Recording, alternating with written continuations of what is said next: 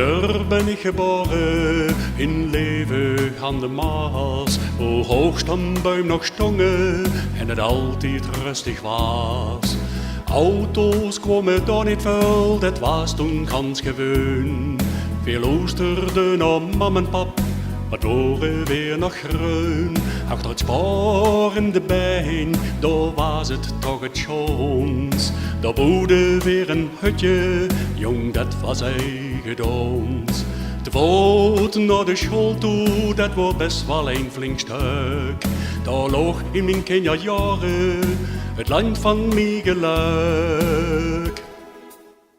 Hier aan dit schone Limburgse land heb ik al levenslang mijn hart verpijnd. Wie ik die taal, wie heb leren spreken, Limburg toevult, wie een warm deken.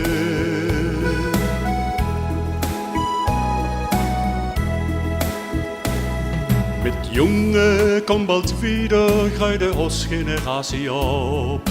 De wereld werd groter, de Beatles waren top. Toen waren nog geen bunkers, maar rockers zoog ze wel.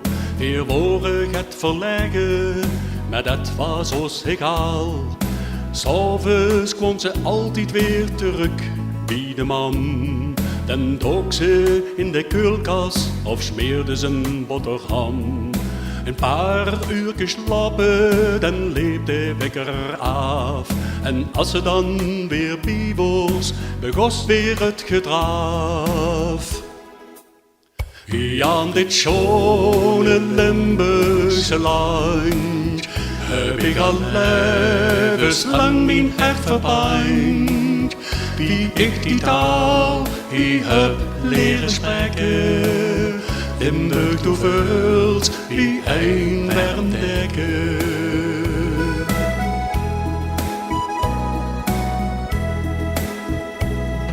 Ik leerde immers kennen en dat was mijn zin. We gingen samen trouwen en stichtten eigen zin. Als kindje groeide God op in dit Limburgs land.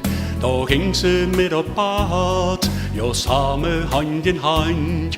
En nu zie het huis in, ze staan op eigen been. Dan zijn we weer terug bij af en zijn alweer alleen.